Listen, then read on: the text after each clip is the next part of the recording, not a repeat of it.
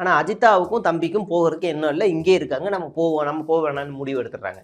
ஆனால் புசிக்கு வந்து பழி வாங்குற, இனிமேல் ஜெகனை பழி வாங்க முடியாதனால அஜிதாவை பழி வாங்குறாரு. எப்படி பழி வாங்குறாருன்னா, மாவட்டத்தில் எந்த கூட்டம் நடந்தாலும் கூப்பிட்றது இல்லை, மாவட்டத்தில் ஏதாவது ஒரு பொறுப்பு கொடுக்குறாங்க அது மாதிரி எதுவும் பண்ணுறதில்ல, பேனரில் ஃபோட்டோ இல்லை, இன்விடேஷனில் பேரை நிராகரிக்கிறது, குறிப்பாக மாவட்டத்துக்குள்ளே ஏதாவது ஒரு நிகழ்ச்சி நான் நடத்துகிறேன் அப்படின்னா கூட அவர் அனுமதி கொடுக்கறதில்ல, இதெல்லாம் பண்ண ஆரம்பிக்கிறாரு.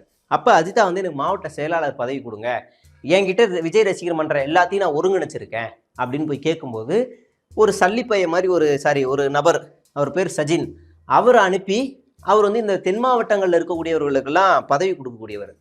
அவர் போகிறாரு, போயிட்டு இந்த மாதிரி பதவி, அக்கா உனக்கு பதவி வேணும்னா எனக்கு வந்து ஒரு 50 லட்சம் கொடு மாவட்ட செயலாளருக்கு, எம்எல்ஏ சீட்டு வேணா 2 கோடி கொடு, 2.5 கோடி கிட்டத்தட்ட.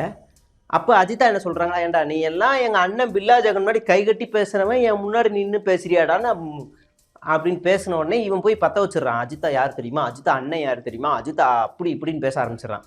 உடனே புசிக்கு ஏறிடுது, மண்டை ஏறிடுது. இது மட்டும் காரணம் இல்லை, இதுக்கு முன்னாடியே முதல் மாநாடு நடக்கும் போதே மாநாட்டு செலவுக்கு 29 லட்சம் கொடு அப்படிங்க. இவங்க யாருக்குமே தண்ணி வைக்கல, சோறு வைக்கல, எதுவுமே பண்ணலை. ஒவ்வொருத்தட்ட வந்து லட்சக்கணக்கில் வாங்கி சுருட்டி வச்சுக்கிட்டாரு புசி.